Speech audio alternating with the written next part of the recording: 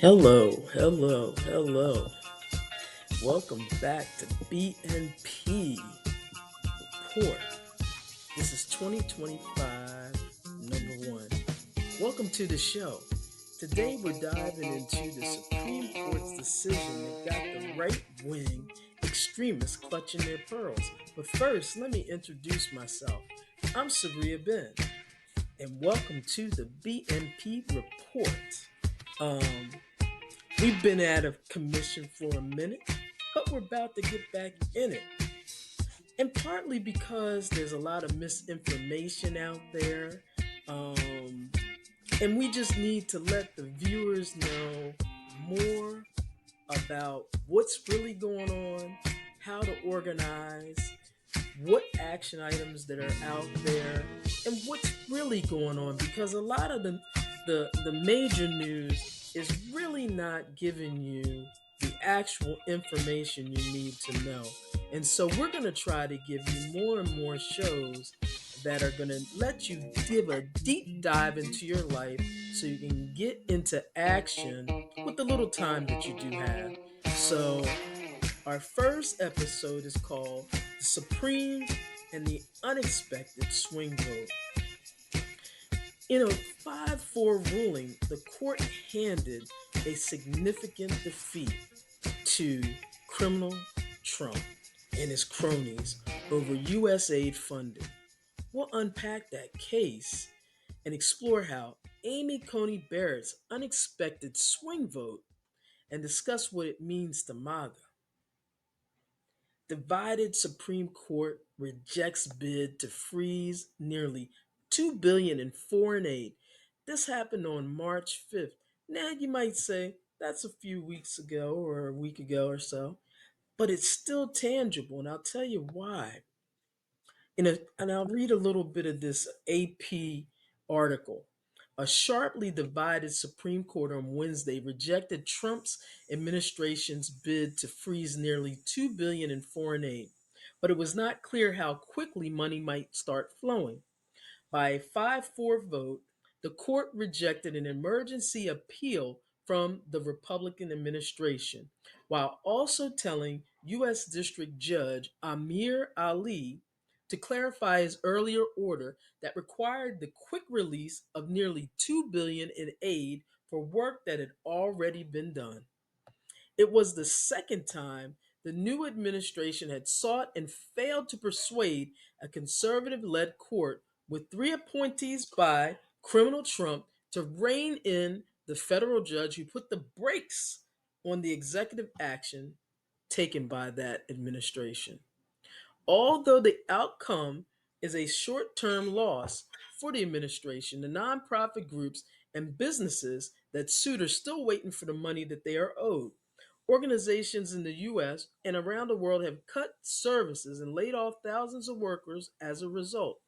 Hyas, one of the nonprofit groups in the case, said it was encouraged to see the Trump administration held accountable, but it said it regretted the irreparable damage that the administration had already inflicted on its staff, the people we serve, and the reputation of the United States as a leader and a reliable partner.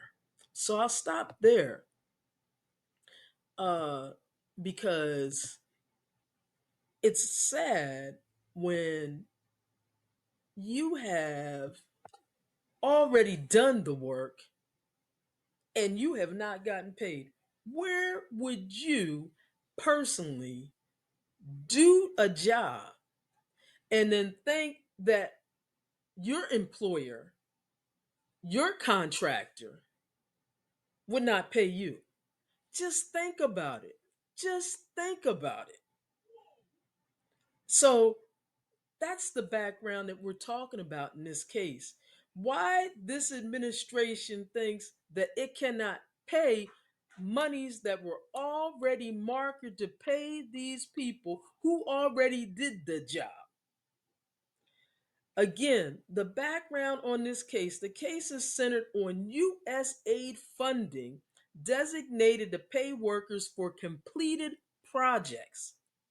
The Trump administration attempted to withhold these funds and still is withholding these funds, but SCOTUS ruled against this move, mandating the release of the monies. This aligns with criminal Trump's notorious history of stiffing workers, contractors, and campaign staffers. Cat Williams might say, if you ain't got your paper right, you ain't got your life right. And we already know that crazy lunatic nut job ain't got his life right. Just because he got the position doesn't mean he shouldn't be admitted somewhere. Um, so this decision could set a precedent challenging criminal Trump's economic and legal maneuvers. Um, and so I want to talk about the Supremes. And the reason why I call them the Supremes, the Supremes is, I'm a musician. So I always try to align things with music in some sort. And I always loved the Supremes. I mean, they were the most dynamic and glorious and glorious and just delectable group of the past century and still even now in this century, even though some have passed on. Um, and so I think of the current Supreme Court where we have Ketanji Brown Jackson, Sonia Sotomayor, Elena Kagan. They're the liberal justice or considered the liberal justices, and they stood firm. They're the Supremes. Um, but the plot twist, Chief Justice John Roberts, and everybody kind of gets it twisted with this Chief Justice thing. You know, he kind of helps with the docket and those type of things. So there is power in being the Chief Justice, but he is just another justice on the court.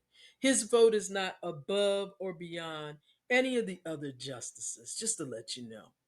But Justice John Roberts, excuse me, and then that Amy Coney Barrett joined the Supremes. Who would have thought? Who would have thought? I would have. Roberts has always been swayed before, but Barrett's alignment caught many off guard.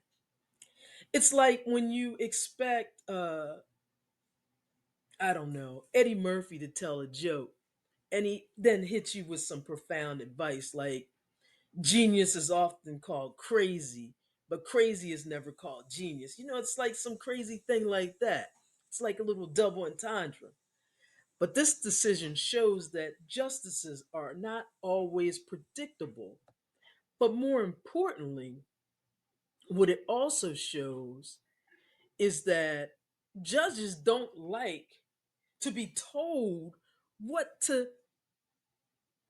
put a decision down on.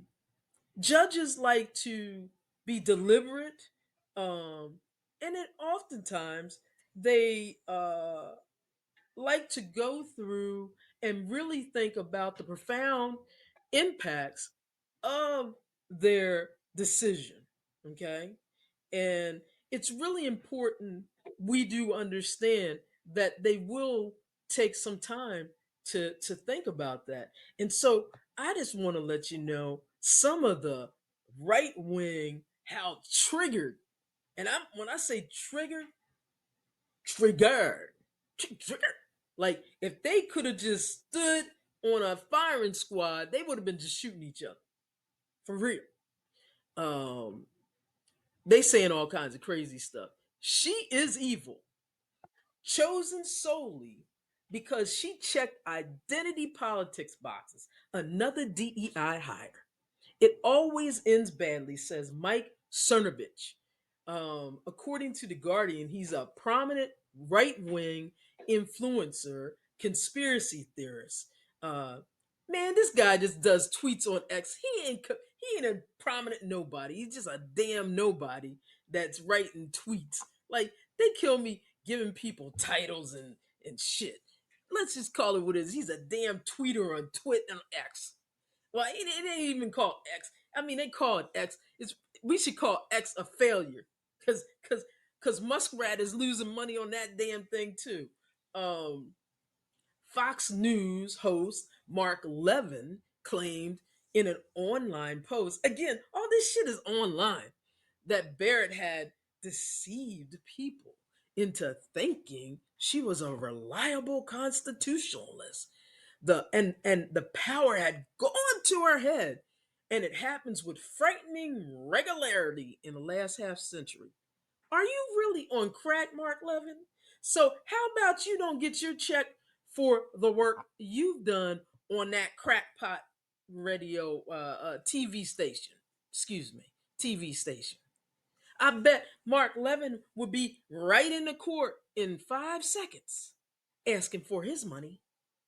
And then Laura Loomer, you know that ugly, crazy looking fool that says crazy stuff out of her mouth. Uh, on Guardian, they call her a right wing activist. I don't even know how they term this kind of stuff. And they said who repeatedly traveled with criminal Trump during his campaign. Doesn't that sound salacious? She traveled with him. Why don't they just say they were dead up together? They probably were having sex. Let's just call it what it is, because it was inappropriate. Because it sure was no Melania there. She posted a picture of Coney Barrett's family, um, which includes two adopted black Haitian children. And it wrote, Amy Coney Barrett was a DEI appointee. Really? Because she has two adopted black children? That woman, she needs to be put on an island and starved to death. How about that? Jack Posbiec, a popular MAGA figure with more than 3 million followers on X, I just had to laugh about this, posted that Coney Barrett was a DEI judge. You know what? I am so tired of this DEI, DEI, DEI, DEI. Let's just talk briefly about DEI. Let's just talk briefly about it for a second. DEI was a policy that was started all the way back in the 1800s. And guess who was the first benefactor of it? White men. Guess who was the second benefactor of it? White women. Who has been the major benefactors in history of it? White men, white women. Y'all just don't understand the policy. Because you don't understand the policy, you take a couple talking points because you're so ignorant a lot of the times, MAGA. And I gotta say MAGA because 74% of you are white Americans and the other are sellouts. So you're all ignorant of the policy and understanding what it is. And so the thing is that the history of it has always been to bring together those who have skills and give them access. It's not about, oh, this person isn't qualified. Uh, uh, uh, uh, uh, uh, uh, uh, uh. Y'all are some dummies. I'm just telling you. And you are losing in this economy. You're losing in the stock market. You're losing your jobs. You're losing your agricultural subsidies. You're losing veterans' jobs. You're losing education. You're losing health care. You're losing. And it's going back to the states. And I'm going to tell you something. If I was in Mississippi and Louisiana and South Carolina, in Texas, in anywhere down south in the Midwest, I wouldn't want to be you. Because if you get off that government tip, you're going to fuck around and find out that guess what? How much you need that government. Because I'm telling you right now, those policies do help you. And what's happening right now is not going to help you. But I digressed. Let me get back into um, how triggered the right wing extremists were by this decision, and just a little bit about Amy Coney Barrett's decision. Um, Also, just to kind of come back into the discussion and bring it back in, reel myself back in. Um, Judge Alito actually had the nerve to say that this was a runaway decision. I don't know what kind of poison he has been drinking, but he has no mind of the law at all. None. A person that does the job must be paid. Period.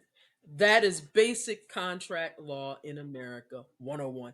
And our law is rooted off of English law. I mean, this is a nothing burger. It requires no basic thought. Even if you don't support foreign aid, you got to support workers getting paid for doing the work. Come on. Um, so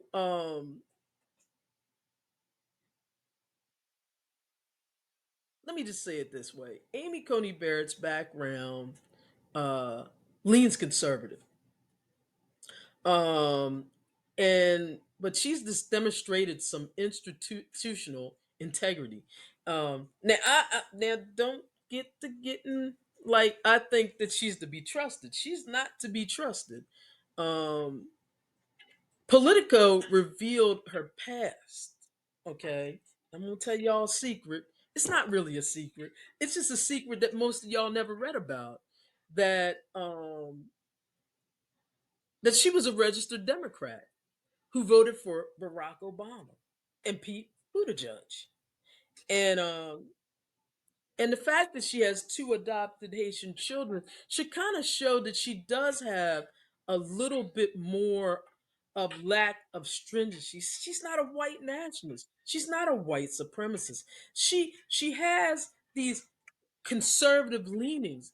Clearly, she is 100% firm on abortion due to her Catholic faith, her long-standing Catholic faith, but she's shown a lot of flexibility elsewhere. Um, the right wing was so eager to see the conservative woman to replace Ruth Bader Ginsburg, to have their Ruth Bader Ginsburg, as they said. They overlooked those nuances, and it's probably because most of the MAGA-led movement is white male. They're not very good about the details. They're clumsy. They're sloppy. They have a lot of money. They do, but they're very sloppy. I mean, if you look at Elon Musk right now, he's not able to get a spaceship up in the air. He's got these billions, and everybody's like, "Oh, he's genius." No, he borrowed a lot of money from the government. It's not genius. The people who created Tesla were not him. They were other men.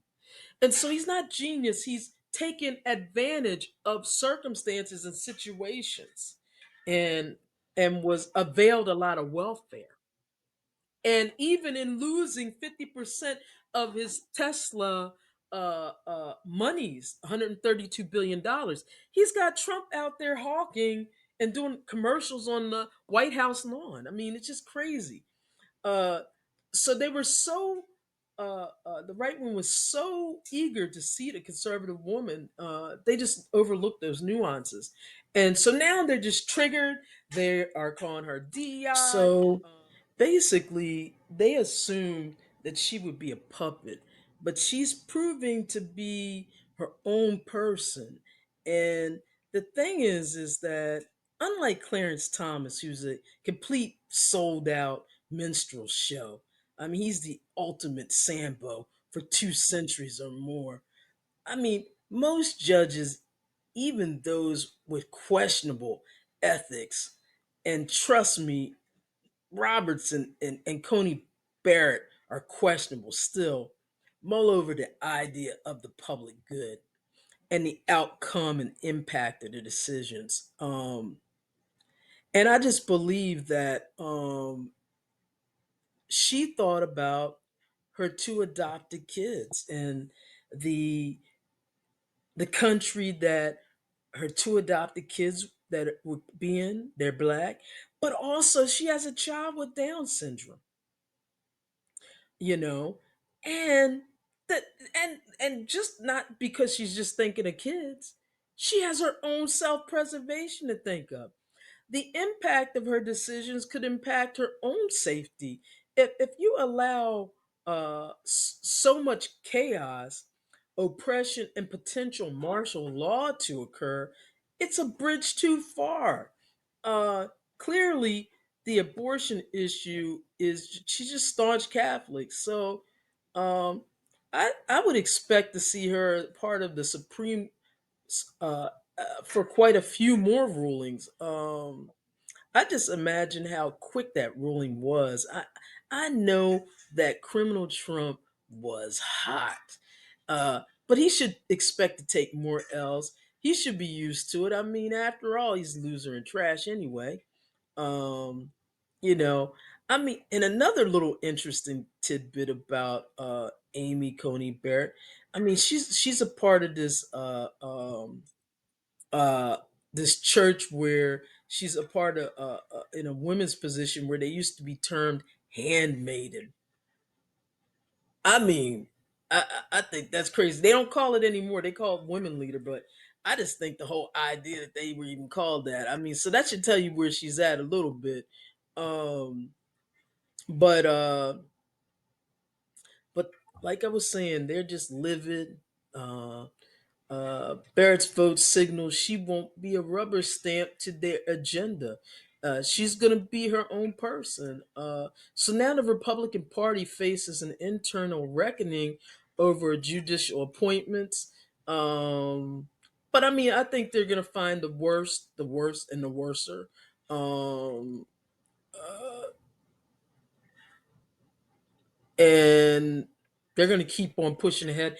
I really think it really comes down to when Democrats, or if they ever get power back, or if they turn into a different archaic incarnation, are they going to step up and actually put in more liberal justice and be as ruthless as Republicans have? That's what I wonder. I mean, that's really the biggest thing that I wonder at this point. But only time will tell. Um, we know that the Supreme Court remains conservative leaning, but this case proves that justices won't always rule along partisan lines. Some of them actually decide to look at the law. Amy Coney Barrett's unexpected swing vote shows that ideological assumptions don't always translate to predictable rulings. Criminal Trump and his movement are lose on a losing streak, just like they were the first time. And this decision marks another major blow. Um, it's time for some self-reflection for the GOP. And I know that they're struggling. They're barely getting through budget CRs. They can't even they can't even legislate, and they're doing so much gaslighting on that MAGA movement, and they're all doing these talking points and everything. And of course, they're in that echo chamber, and MAGA's fine with being an echo chamber. But I'm telling you, as that stock market continues to go down and them 401ks keep on losing and those stocks keep on losing and the price of food keeps on going up and up and up and up and away, and as housing does not go down and continues to go up, and other prices of goods that get hit with tariffs, which are multitudes of things, it's gonna become clear that nothing that Trump is doing is working. Um, so it's time for some self-reflection, but they're not gonna reflect. Those guys just don't reflect. They don't care. I am gonna do a report. The next report I'm gonna do is on auto parts and how the supply chain is being disrupted by these tariffs by Trump and my personal experience with them. So stay tuned for that. Stay tuned for more analysis on upcoming SCOTUS rulings and the political chaos that's sure to follow. Thanks for listening with this brief breakdown of Amy Coney Barrett. I hope you learned a little bit about her, a little bit about her background. I know it wasn't so in depth about everything about her, but a little bit of things you could learn about her. Be sure to subscribe at Beats and Politics on Facebook and Instagram. Beats N as in Nancy Politics. Um, Also, we would love you to donate to our cause because we're really trying to do this more on a regular basis at Team Ben, Team Ben, Benn, on Venmo and Cash App or on PayPal, SMB Music Group 1 at gmail.com. That's SMB1, SMB Music Group, excuse me, 1 at gmail.com. And I just want to close out this episode. Um, I have a lot of different interactions online, and I always say to myself, "Oh man, I really should uh, talk about it." It gets lost on the net. And some of these are really good interactions, discussions that should be talked about, and they're rooted in policy. And one of the things that I always say, I never ever go back. And what I mean by I never ever go back, a lot of times I respond to the people, but I never ever look at what they say back because you have a compulsion to respond and go back and forth. And I'm not interested in going back and forth to people, specifically when I know it's people that are involved in misinformation and disinformation and they're just crazy. So a lot of times I only respond because I know that there are people who do want to hear facts and maybe don't understand what's going on. And so that's why I initially even respond in general in the first place. So I was asked the question, what were my thoughts on the ability of Brandon Scott and Governor Wes Moore of possibly being reelected? So I said that Scott has the advantage right now, especially after his recent win, because he did have a pretty convincing win. Um, but full transparency, I know Governor Wes Moore. No, we're not best friends, but I do and have known Wes Moore for many years. Um, I did help with his last campaign. Was on his inaugural committee, a small committee, volunteer type of thing. Um, but I'm not hired by his campaign. I have no association with it. So all my views are my views. When I have criticisms about him, I have criticisms. Um, any person who knows me knows I am the real deal, Holyfield. I don't pull any punches when it comes to anybody. Um, so my real assessment about Governor Wes Moore's reelection campaign, it's just more complicated. He's facing a lot of blame. I've seen for issues that aren't entirely on him, like for instance the Kerwin uh, education funding gap. Um, he had nothing to do with that. He just really didn't. He literally came in after it was passed. So how can you get blamed for something you actually didn't pass? And the energy costs. A lot of people are very upset with BG&E, which, by the way, I'm upset with BG&E. And when I ran for office, I ran to sue them. I didn't win because of that, because the General Assembly did not want to do that. Um, all these issues were caused by a refusal, as I said, to sue these entities and bad policy decisions not rooted in revenue. So let me explain.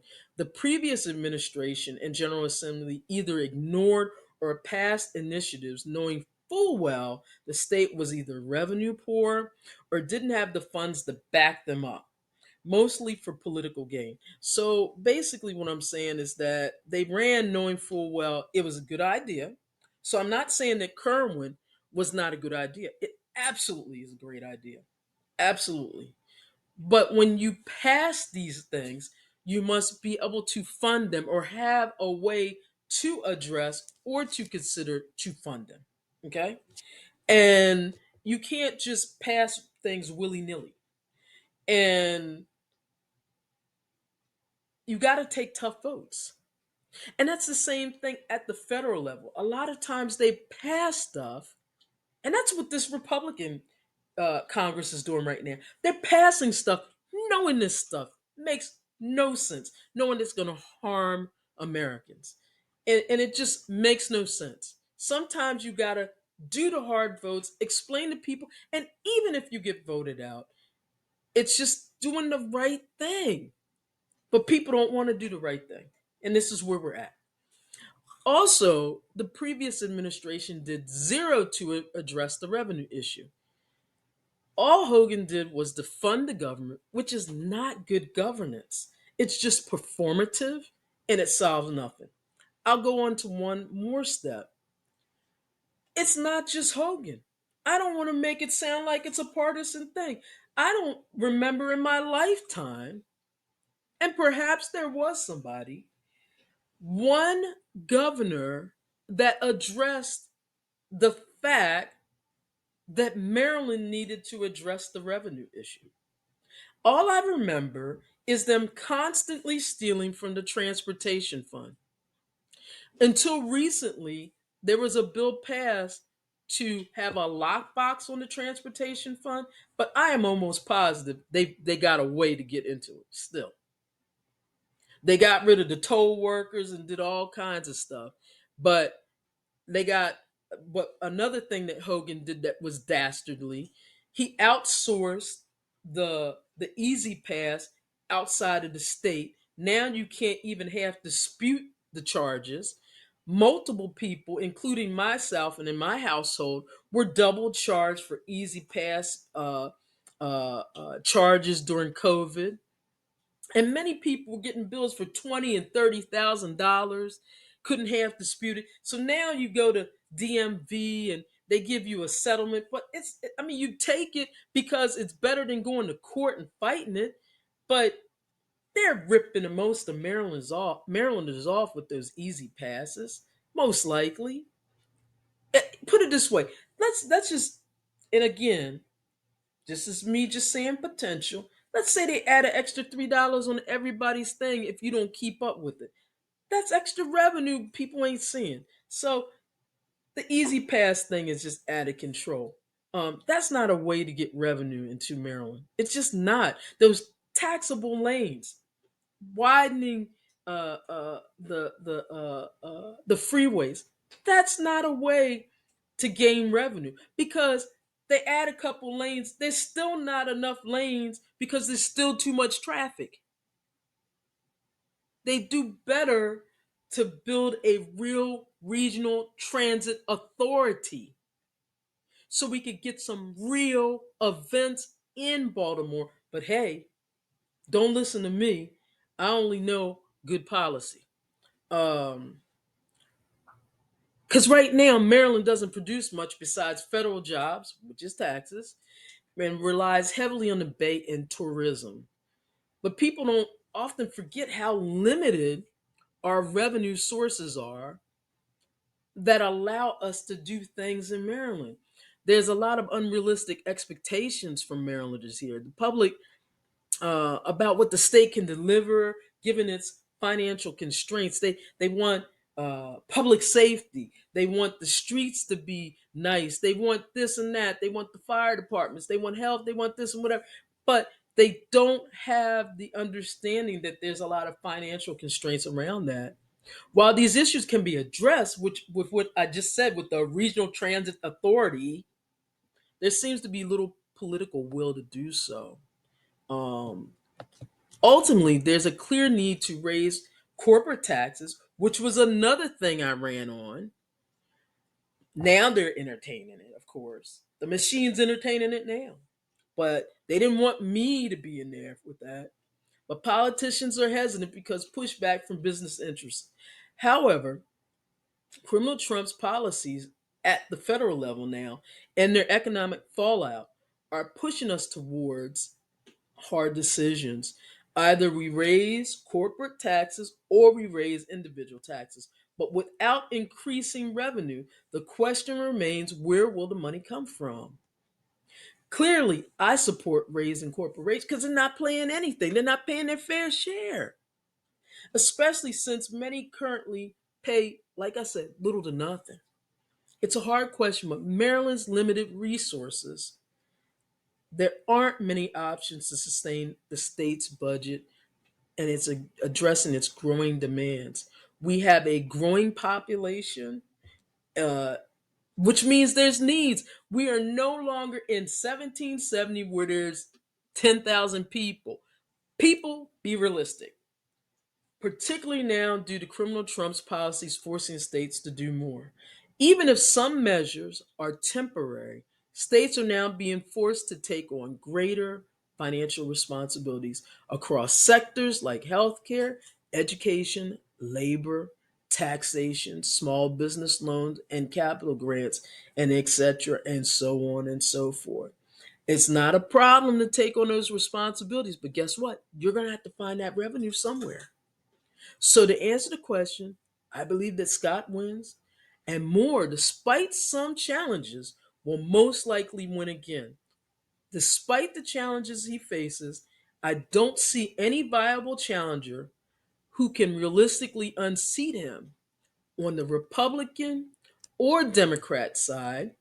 And I'm just being realistic. There's just nobody there that there's a lot of people in the machine that log up, and I'm sure the same people will run again, but I don't see them.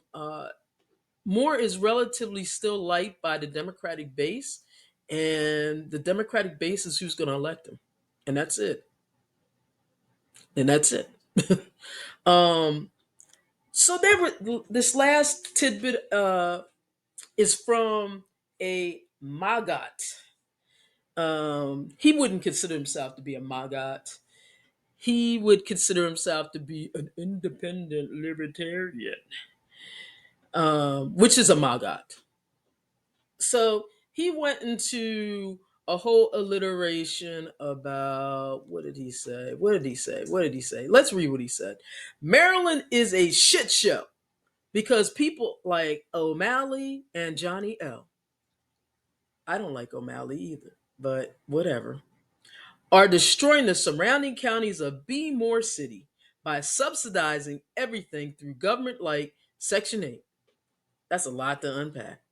Growing up in Perry Hall my whole life and seeing the absolute shithole it's become, seeing my mother go from living in a great neighborhood where everyone and everyone's property was known and respected to robberies, shootings, and BEs is awful to see firsthand. As to your trickle down economics and the person you referred to as criminal Trump, our president is not a fan nor supporting trickle down economics. Just turn off CNN and MSNBC. What he wants to do is end government waste on nonsense. Too long a list, but we could start with sending 25 million to Iraq for Sesame Street episodes and a 600K US grant to study the menstrual cycles in transgender men. Foreign wars and build back this economy. Not to continue to launder hundreds of billions of dollars to Ukraine, where your kids may have to go fight and die for those rich people you mentioned, like every war is about. The richest tax, the more money you make. Trust me. Great example. Democrat Bernie Sanders used to say, make the millionaires pay their fair share until he became a billionaire by taking money from Big Pharma. Then it became tax the billionaires. They're all full of shit. So, a lot to unpack there. A lot to unpack there. Uh, oh Lord, a lot, a lot, a lot, a lot, a lot. Whew, a lot of shit to unpack because that's just a lot of gobbledygook. I mean, I mostly I did not respond to that person because I care what that person thinks. He's a white man, angry white man, who's playing like he's a victim. And he's not. He just wants a white neighborhood. I'm just going to put it out there. He wants a white neighborhood, and he's not happy he doesn't have a white neighborhood. And that's just it. He doesn't like the demographics change. I responded because there are other people that read that page and read for facts and might not know the facts. They might read what that person said and think that is the truth. And so I responded in this manner. Let's break down the facts and the policy, not just your misinformation. First, Bernie Sanders is not a Democrat. He has always been independent. He only ran on a Democratic ticket because independents don't win federal presidential elections. He didn't secure the nomination because he didn't resonate enough with the Democratic base. That's just political reality, not conspiracy, nor is he a billionaire. Now, regarding crime and economic conditions in Perry Hall, blaming one party or person is lazy analysis. If your neighborhood has declined, it's due to decades of policies, not just Johnny O, who has only been in office for one term. Meanwhile, Republicans like Chatty Cathy Zalega and others have been in General Assembly for years, doing next to nothing. What policies have they proposed to fix crime, economic decline, and housing instability in your area? Silence, crickets. In fact, Johnny O did sign a bill for housing that would help, again, the elderly, the disabled, and those who are low income. Because that's what housing policy is supposed to do. As for Section 8, the idea that government assistance is destroying Perry Hall or Baltimore County is rooted in misinformation. The majority of Section 8 recipients are seniors, veterans, and people with disabilities, not criminals. Furthermore, federally funded housing vouchers have existed since Nixon's presidency, so blaming Democrats ignores the historical bipartisan support for housing aid.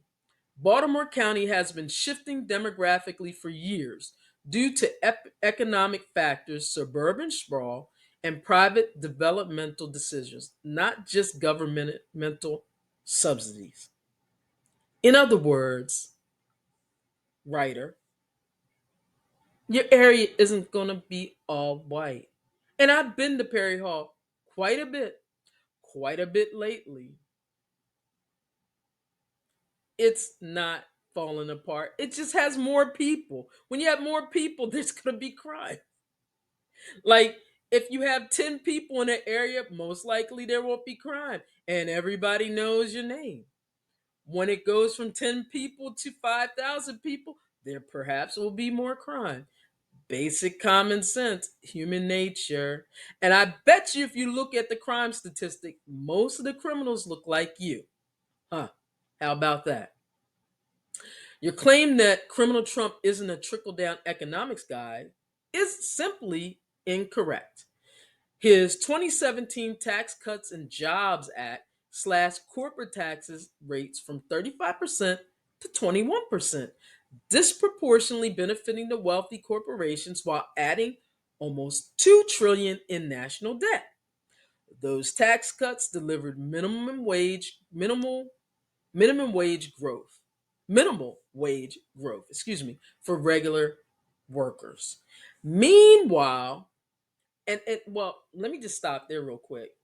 One of the reasons why the average American, whether it be the fading middle class and the low income class, are complaining so much about how it is to live in America is because since the mid 70s to now, the rate of growth of wages have been very low in growth in comparison to corporations and corporate CEOs.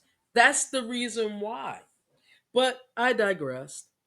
Meanwhile, Biden has raised corporate tax enforcement, leading to a 300 billion reduction in the deficit in 2022 alone.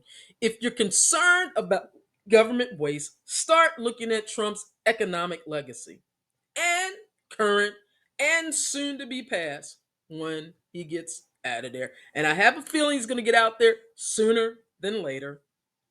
On the issue of spending in Ukraine, the 25 million for Sesame Street in Iraq and the 600 billion or 600K, excuse me, for transgender research are insignificant in the context of an 886 billion defense budget.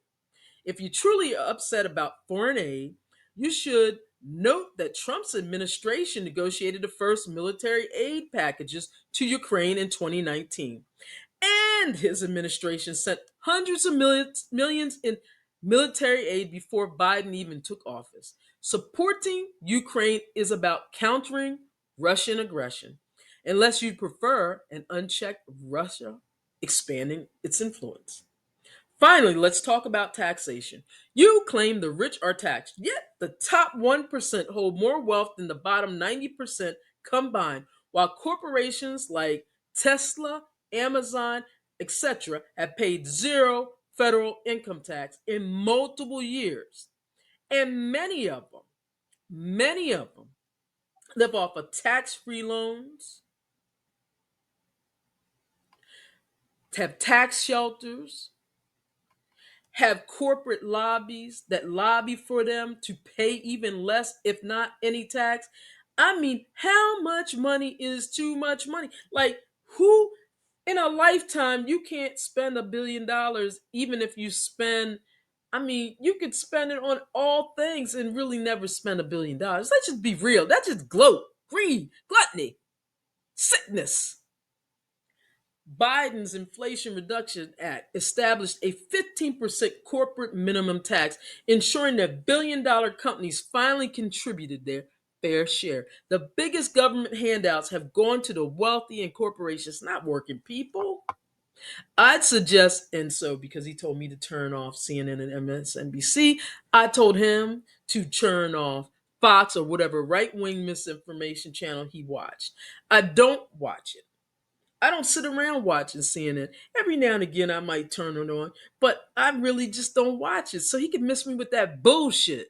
Yeah, I said, miss me with that bullshit. I actually worked in this space and I've worked with numerous politicians over the years on all sides. I don't have a problem with that because I'm about the policy. I know the policy, I know the facts, and I know the reality. I'm not just guessing. I'm not guessing like you. I deal in policy and reality, not talking points, because at the end of the day, facts are facts, policy is policy. And that's just it. That's the one I wish people would get out of it.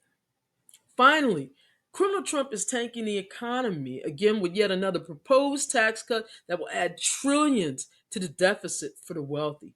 If you don't make close to $1 million or more, you won't benefit. An extra $70 in your paycheck doesn't make up for the loss of SBA loans, health care, Pell Grants, and other essential services. That's not an even trade for your tax dollars. It's a scam.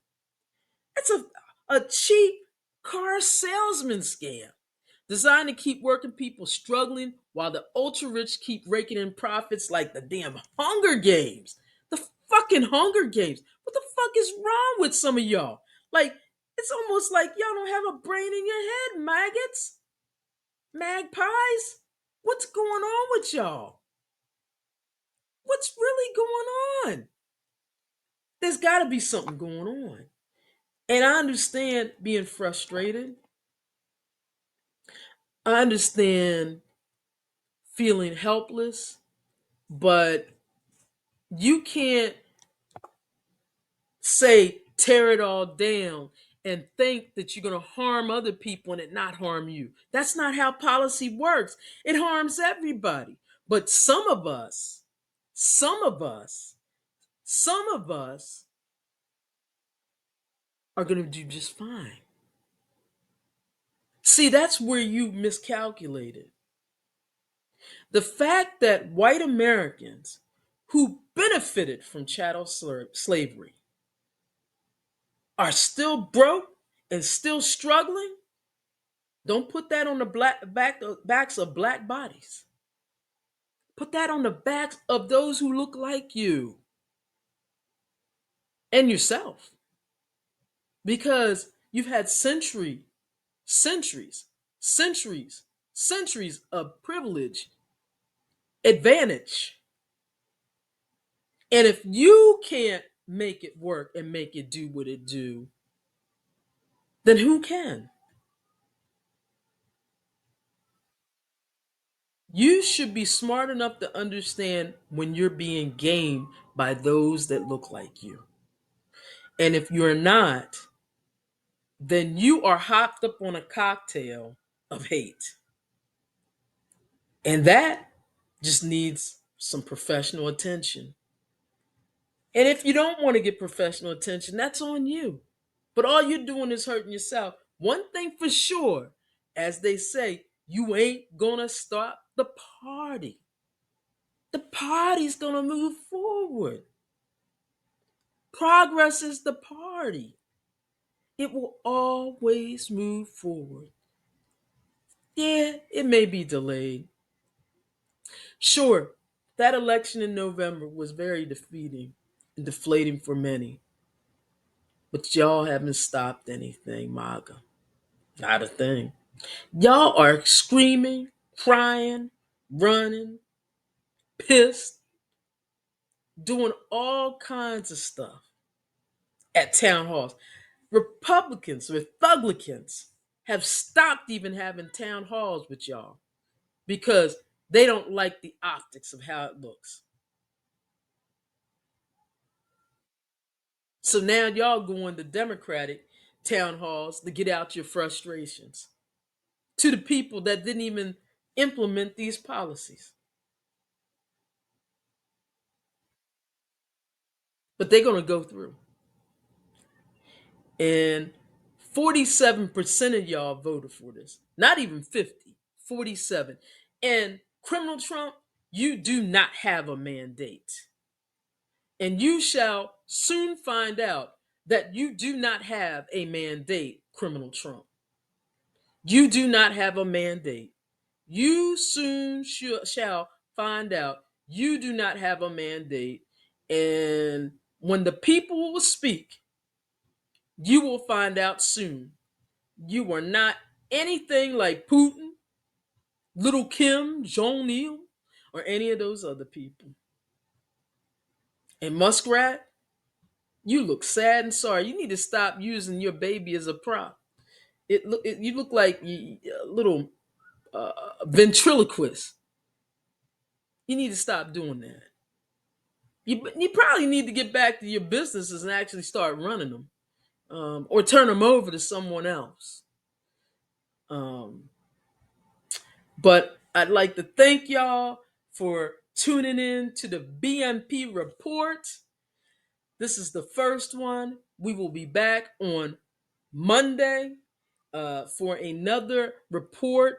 It'll be our auto parts report. And I know that doesn't sound sexy, but the thing is that everybody has an automobile and you're going to want to hear about that. And then we'll catch you up on a rundown on what's happening in the news. We're going to do our news rundown with our quick hit as well.